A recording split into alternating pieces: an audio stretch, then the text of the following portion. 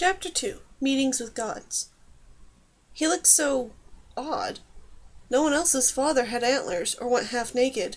What was she supposed to say? Hello, Da. She hid trembling hands under her blankets. Dane! Sarah cried. Is that the best you can do? He's your Da! The girl couldn't begin to describe her feelings. Only months ago she had learned that the horned man she saw in visions was her father, and that he was a god. She had tried not to think about it ever since. It's not like you ever told me who he was, or what he was, she reminded her mother. Not even a hint. I thought we'd have time later, replied Sarah. I never meant to be killed by bandits. Dane? Newmer came to the door, looking pale and tired. You know that the badger god destroyed the Skinners, yes? Ma told me. You don't look so good. He smiled. I'll survive. Are you all right? I hurt a little.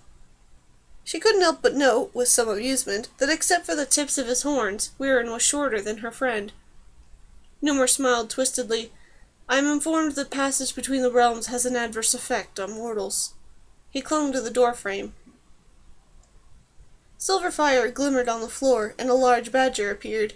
Dane smiled as her mentor waddled over. He looked up at her with black eyes that were bright in his vividly marked face. Hello, she told him.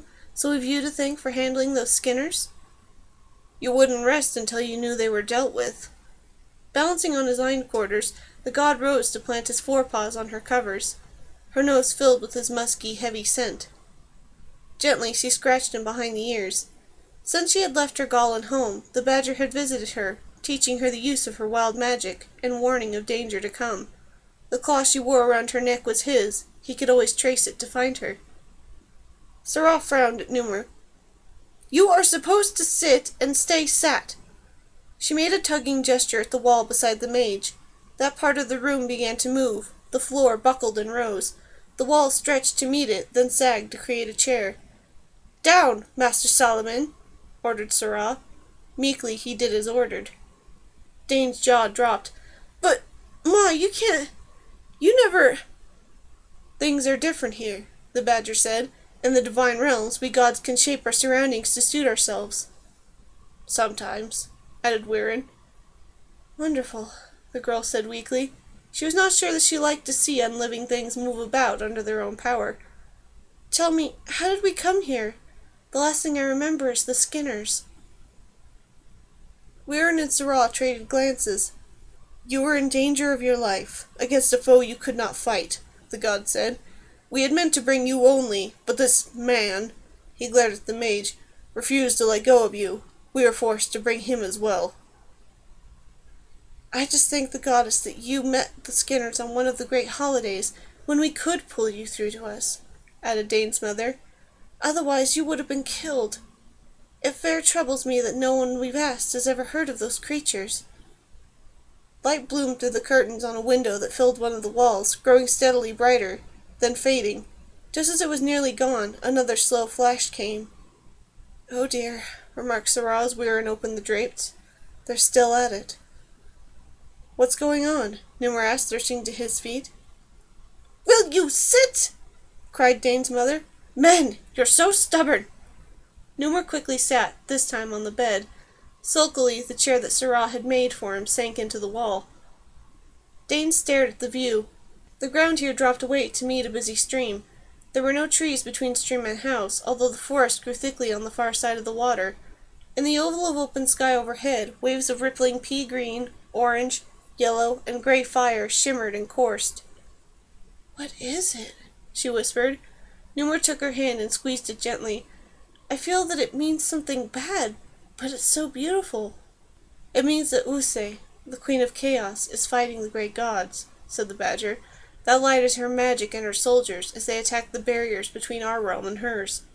She has been at it since midwinter. Weiryn put an arm around Sarah. Normally the lights that burn in our sky reflect your immortal wars, but this is far more important. Thanks ever so, muttered Newmer. Dane grinned at him. Sarah looked at her daughter and said reproachfully, Speaking of war, I never raised you to be always fighting and killing. That's not woman's work. It's needful, Ma. You taught me a woman has to know how to defend herself. never!" gasped Sirrah, indignant. "You taught me when you were murdered in your own house," Dane said quietly. Sirrah turned back into Weiryn's hold, leaning on his chest, but not before the girl saw tears in her mother's eyes. A hand patted her ankle. A broad head thrust itself under her elbow. Against her mother's hurt, she set Numer's smile and the badger's approval. "Sirrah, our war in Tortle may seem unimportant to the gods, but not to us," Numer said. "Dane and I must return to it. They need every fighter and every mage." Dane nodded and closed her eyes. She felt dizzy. Her bones were aching again. Sirrah glanced over and saw what was wrong. "We'll talk of that later," she said crisply. "You both need to drink a posset, then sleep again. It will be a few days before the effects of your passage are over." She went to the hearth and ladled something from a pot into a pair of cups. One she gave to Numer, the other to Dane. "Drink." The liquid in the cup smelled vile, but Dane knew better than to argue. She gulped it down when Numer did, praying that her stomach wouldn't reject it. "Back to bed, Sir Mage," ordered Sirrah. "Good night, Dane," Numer said. The badger echoed him. "Good night," she murmured, eyes closing already. She sank back among pillows that smelled of sun-dried cotton. "Oh, I forgot. Good night, Da." She heard a deep chuckle. A hand smoothed her curls. "I am glad that you are here and safe, little one." Dane smiled and slept. Waking slowly, she heard familiar voices and thought she dreamed them. The speaker was a mage, her relative Ally. "From Fife, Seabeth, and Seagen," he panted as if he'd been running. "A Yamani fleet's been sighted to the west. The bad news is, somehow the Scanrans knew they were coming. They fled overnight." "Father Storm's curses!" That voice was Queen Thayet's. "How does the enemy get his information? I'd swear on my children's lives that there's no way for a spy to report our plans, and yet the enemy continues to stay one step ahead. I'll ask the mages to start using truth spells in the site, and see if we can identify an enemy agent." Herald sounded worn out. "Please do," replied the Queen, "and when we find him, or her, I hope that person is good with his gods." Dane opened her eyes. The little room was silent and bathed in sunlight. What a strange dream, she thought, and sat up. There was an even stranger animal on her bed. At first she thought that someone had played a very bad joke on a young beaver. Her visitor had that same dense brown fur. No beaver, though, had ever sported a duck's bill. The tail was wrong, too. It was a proper shape, but it was covered with hair. As the creature, a little over 2 feet in length, toddled up the length of her bed, she saw that it had webbed feet. Reaching her belly, it cocked its head first one way, then the other, examining her with eyes deeply set into the skull, near that preposterous bill. "Good day, Weiryn's daughter," the animal greeted her. "Glad to see you awake." Dane had stopped breathing. She made herself inhale. "Are you a god?" "We're all gods here, except for the immortals," replied her visitor. She sat up carefully. "Excuse me for asking, but what are you exactly?" "I am Broadfoot, the male god of the duck moles." "Duck moles? I've never heard of them." His fleshy bill was the same shape as a duck's, but with comb-like ridges inside the bottom half. "May I pick you up?" He nodded. "Mind the spurs on my hind feet, though. I've poison in them." She lifted him gently. The fur under her fingers was springy and thick. Examining broad, webbed feet armed with heavy claws, she handled the rear ones, and their venomous spurs, with care. "What on earth do you eat?" she asked, putting him down. "My people eat shrimp, insects, snails, frogs, and small fish if we can get any. I usually eat the same things as my people, though gods are more venturesome. Sirrah cooks the best fish stew in the divine realms. I spend warm seasons here just for that." "You come here for Ma's cooking?" His eyes twinkled. "That's right. She sent me to tell you that she has food ready for you if you care to dress and come out." Dane eased out from under the blankets, careful not to dislodge her guest, and saw that she wore a cotton nightgown. "How long have we been here?" she asked Broadfoot. 4 days. See you in the garden." Silverfire bloomed. The duck mole vanished. 4 days was too long. What were Kitten, Takal, and King Jonathan doing now? Did they know that Numer and Dane weren't dead? Frowning, she washed her face and cleaned her teeth. All that she needed to do those chores lay on a table. Looking about, she saw a simple red cotton dress at the foot of the bed. Under it lay a pink shift, underclothes, and red slippers. She wished they were a shirt and breeches, but knew she might as well put them on. There was no sign of her old clothes, but even if she could find them, she doubted that they would be in very good condition. Once dressed, she had to sit briefly to catch her breath. The weakness and ache weren't as bad as they had been, but she was still shaky. Tidying her bed required another rest before she could leave the room. She did not see the pocket of shadow that separated from the gloom under her bed and followed her. The main room of the cottage was empty of people. Looking around, she saw the things that she would expect in her mother's house, as well as 3 heavy perches, as if very large birds often visited. She guessed that other bedrooms lay behind closed doors. 2 doors, however, stood open. Outside one, a path led downhill into a forest. Going to the other, she looked into a walled kitchen garden. A small well, a table, benches, and an outdoor hearth were placed on the open grass. Her mother sat at the table, peeling apples. The duckmole sat on the table beside her, pushing a bit of peel with his bill. Sirrah beamed as Dane sat opposite her. "It's long past breakfast, but I thought you might still want porridge."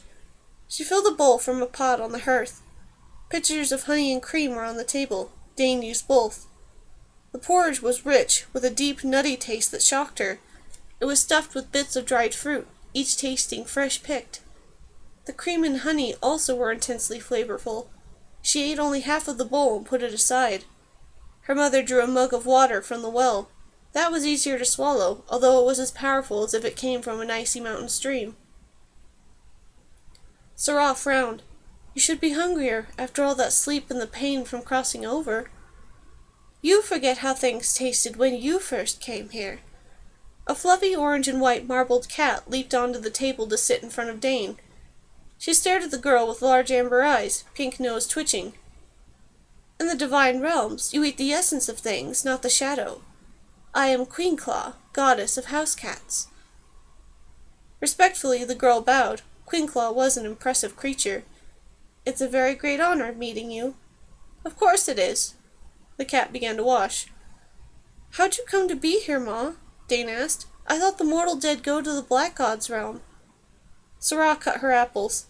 "So I did," she replied. "Your father came from me there. He petitioned the great gods to allow me to live with him. They decided it was well enough." She eyed Dane warily. "You blame me for not telling you about him?"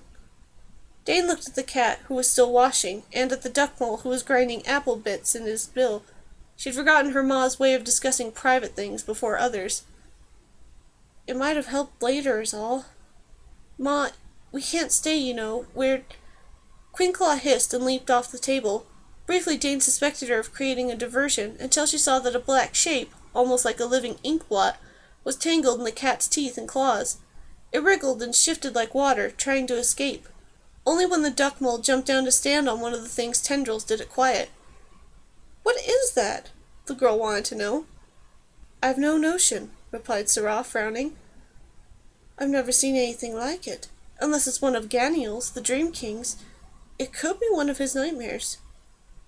"No," Queen Claw said, looking up. "He's strict with his creatures. They lose their power over mortals if they're allowed to wander, so he keeps them close.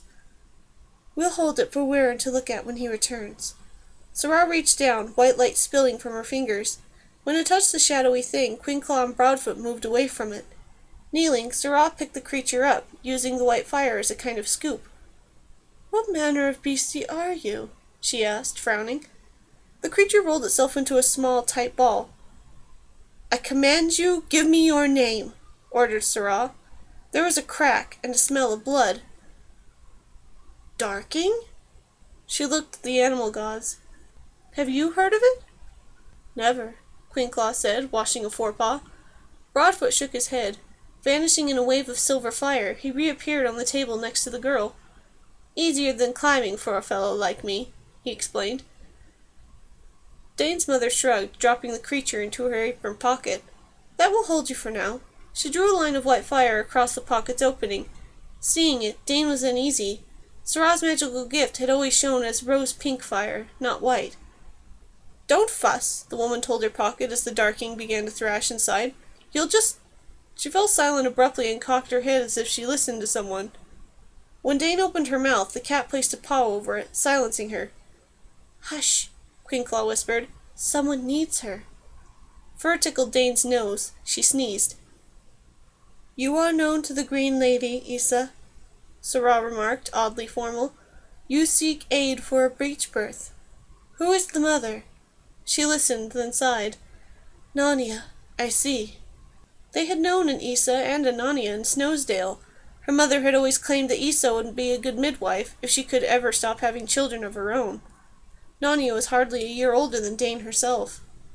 "Hearken, Issa, you must turn the babe before it comes. No, listen to me, and I will help." Absently, Syrah walked into the cottage, looking at something very far away.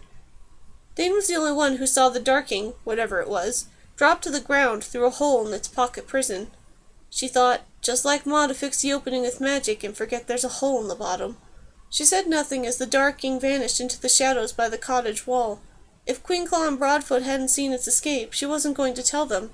After all, the darking hadn't done any harm. "She's not the same as she was back home," she whispered, more to herself than to the cat or the duck-mole. "Of course not." Queen Claw stretched. "Only gods or immortals may dwell here." "You're telling me that Ma, my Ma, is a god?" "There was a need," Broadfoot explained. "The northern forest had no one to watch over village gardens and childbearing. The great mother goddess can't be everywhere.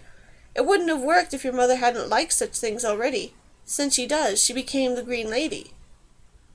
"Is she my Ma, then?" demanded the girl. "Is she who she was, Syrah Benexri?" "Are you who you were?" asked the cat. About to say that of course she was, Dane stopped herself.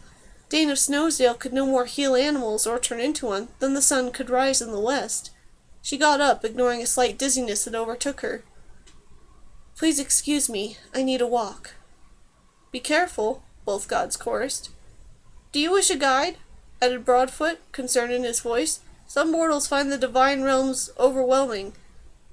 "No company, thank you," Dane said, heading toward the gate. Outside the wall lay a well-marked path. To her right it curved around the house. To her left it crossed a log bridge over a stream and led into the forest. Near the trees a rocky bluff rose in tumbles of earth and stone until it breached the leafy canopy. Anyone who climbed it should have a view that would stretch for miles. Crossing the bridge, she found that her head had cleared. Strength was returning to her legs and arms. She left the path at the foot of the bluff, taking a track that wound through piles of stone, leading her gently upward. When she stopped for her breath after steady climbing, a nearby chuckling sound drew her to a spring hidden in the rocks. A couple of sips of water were all that she needed. Her veins seemed to fill with a green and sparkling energy that carried her on upward. There was plenty to think about as she climbed. Her Ma, a god? She loved her mother, but there was no denying that Syrah needed looking after. Without it, she would seek plants on a cloudy day without taking a hat. Gods were dignified, all-knowing, all-powerful creatures, weren't they? She knew the lesser gods entered the mortal realms only on the equinoxes and solstices, and her mother had said it was good they met the Skinners on Midsummer Day. There were degrees of strength among gods, then. If this was so, then perhaps lesser gods weren't all anything, and Syrah could now be a divine being. "There would be worse goddesses than Ma, I guess," she remarked, then sighed. She left her thin, pretty slippers under a bush when they began to pinch. Thickening the soles of her feet by changing them to elephant hide, she climbed on in comfort. The way was rocky and steep. By the time she reached the rocky summit, she was gasping. Below was the forest roof, an expanse of countless shades of green, pierced by clearings, streams, and ponds. Turning, she found mountains that stabbed into the sky, their heads wrapped in cloud, their shoulders white with snow. "Oh, glory," she whispered, and went to see what lay below on that side. Passing a dip in the rock, she halted. A pool of some eerie substance was cupped there. It shimmered with green, yellow, gray, and blue lights, much like the colors that she'd seen in the sky the night before. They moved over its surface in globes, waves, or strips. Watching the pool made her giddy. She swayed and put out a hand. "Don't touch it!" a voice behind her warned. She fought to yank her eyes away in vain. There was something terrible in those moving colors, something that she rebelled against as it drew her in.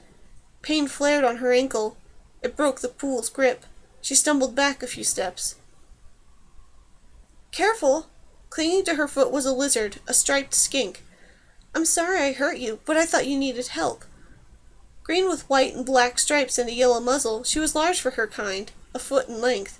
Her black eyes glinted with intelligence. Dane bent to pick up the lizard. "So I did." She crossed to the far side of the bluff, putting yards of stone between her and the shifting pool. There she sat, placing the skink beside her. An inspection of her ankle showed that it bled a little. "Thank you." "You're welcome." The skink jumped on top of a nearby rock to put herself at eye level with the girl. "The next time you find a chaos vent, don't look into it," the lizard advised. "It'll pull first your mind and then the rest of you into the realms of chaos." "Chaos vents?" She licked her finger and dabbed at the bite, cleaning it off. "You'll find them all over the divine realms," replied the skink. "They serve as God's windows into the home of Usei, the queen of chaos." "You'd think they'd put warning markers on such things," grumbled Dane. "And why are the gods keeping these windows open if they're fighting this Usei?"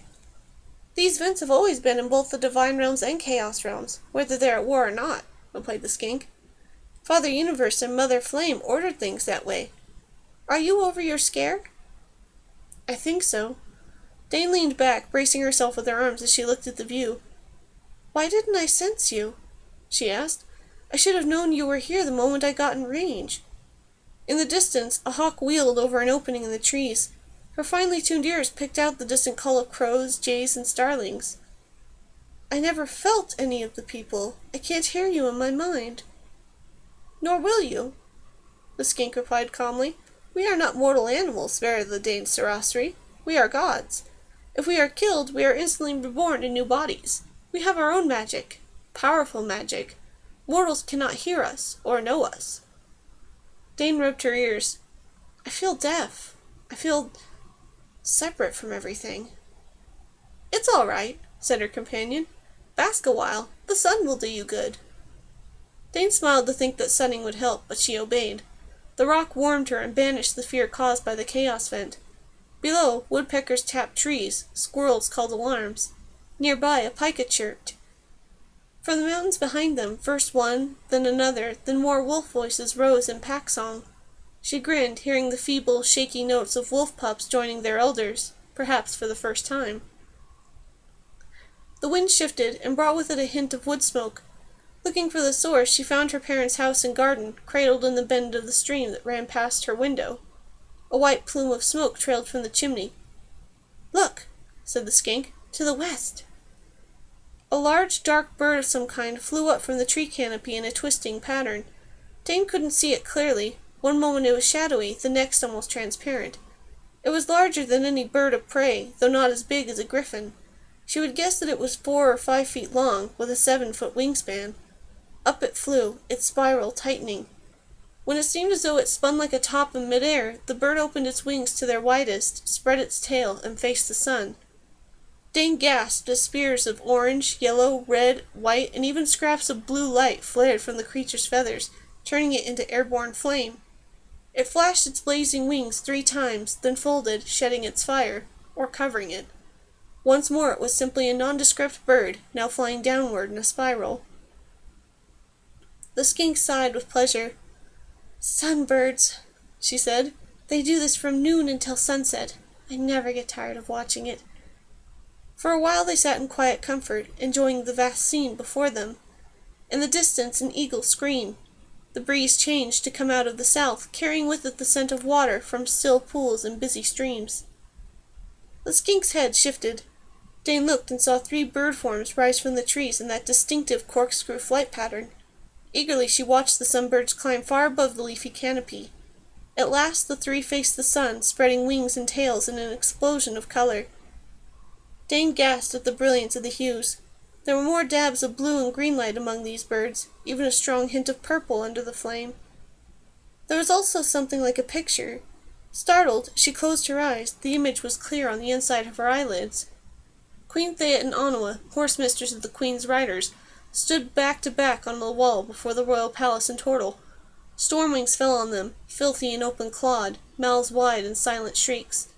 Grimly the 2 women, armed with small recurved bows, shot arrow after arrow into the flock overhead, hitting Stormwings almost every time.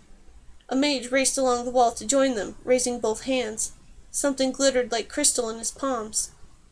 The image faded. Opening her eyes, Dane got up. "I have to go," she told the reptile, who watched her curiously. "It was very nice meeting you." "Come back when you can visit longer," the god replied. Dane frowned at the skink. "Why are you being so nice?" she asked. "I'd have thought a god would be more, well, aloof." The skink couldn't smile, but Dane heard amusement in her voice. "When you were a little girl, you once saved a nest of young skinks from two-leggers who wished to torture them. For my children, I thank you, and I hope to see you again." Dane bowed to her, then began her descent. She had to stop more often to rest this time. A drink from the spring helped, but her legs were trembling by the time she reached the bottom. Weiryn was there, waiting, strong bow in one hand, a dead hare in the other, quiver of arrows on his back. "Your mother is worried about you." His leaf-colored eyes were unreadable. "It's not always a good idea to wander here these days." Dane wiped her sweaty face on her sleeve. "I know what I'm doing," she said shortly. "And what is that?" She pointed to his kill. "Surely a god doesn't need to hunt." "Don't vex that tender heart of yours," he replied. "As gods themselves, my prey are reborn into new bodies instantly, or there would be no game anywhere in these realms. And a hunt god must hunt." He turned and walked toward the cottage. Dane fell in beside him. "Didn't those mortals teach you anything? The tasks of gods binds us to our mortal followers." "But you don't need to eat. You're gods." "We don't need to, but it's fun. Which reminds me, I don't like how you've been eating lately. What kind of hunter's daughter won't touch game?" Dane sighed. "One that's been hunted, in deer shape and in goose shape." She tried to smile. "I'm down to mutton, chicken, and fish, I'm just too close to the rest of the people to be eating them." Weiryn shook his antlered head. "To think that—" He whirled, dropping the hare. "I thought so!" "What?" she asked. In a single fluid movement, he put an arrow to his string and shot. His arrow struck, quivering, in a patch of shadow under a bush. Dane frowned. Something keened there, and a tiny voice she heard as much in her mind as in her ears. Trotting over, she saw that the shaft pinned an ink blot. What had Ma called it? A darking? "What did you do that for?" she demanded, cross. Gripping the arrow, she yanked it out of the creature. It continued to flutter, crying, a hole in its center. "You don't even know what it is." She tried to push the blot in the hole in its middle. "I don't have to," was the retort. "It came into my territory without leave, sneaking about, following us. Now, don't go coddling it." Sitting, she picked up the darking and carefully pinched the hole in its body, holding the edges together. "It's fair foolish to shoot something when you don't even know what it is." The darking ceased its cries. When she let go, the hole was sealed. The god picked up the hare. "When you are my age, you may question what I do. Now come along. Leave that thing." He set off down the trail. Dane looked at the darking. "Do you want to come with me?" she asked, wondering if it could understand.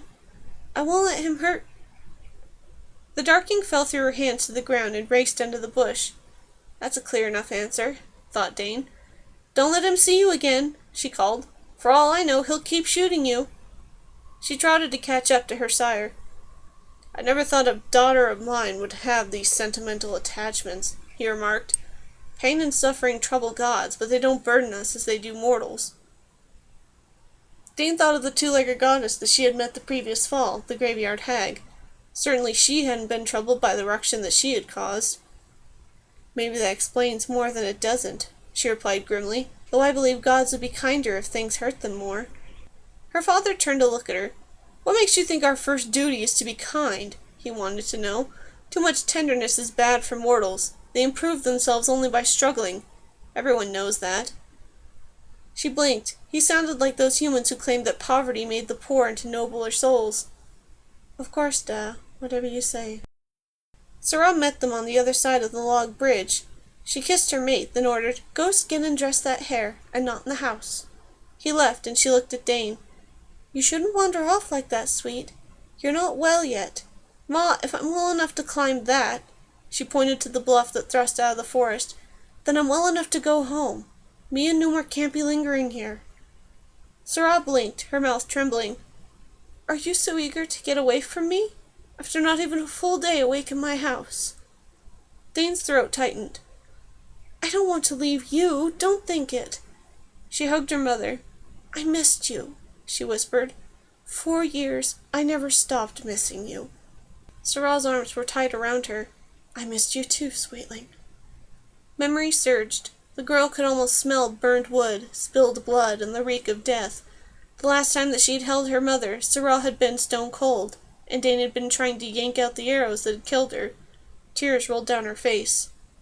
Gentle hands stroked her hair and back. "There, there," Sarah whispered. "I am sorry. Never would I have left you willingly, not for all the gods in these realms." Softly she crooned until Dane's tears slowed, then stopped. "Forgive me." The girl pulled away, wiping her eyes. "It was remembering. Me too." Sarah drew a handkerchief from a pocket. Tugging on it until 2 handkerchiefs appeared, she gave one to Dane and used the other to dry her own eyes. "Granda?" asked the girl. She blew her nose. "In the realms of the dead. He's happy there. Well, you know we never got on well. We like each other better now that I only visit now and—" Sarah cocked her head, that odd, listening expression on her face. "Someone needs me?" she asked, her smile wry. "2 in one day. I must be getting popular." Her voice changed, as it had in the garden before. "Yes, Laurie Hill Walker, the Green Lady, hears you."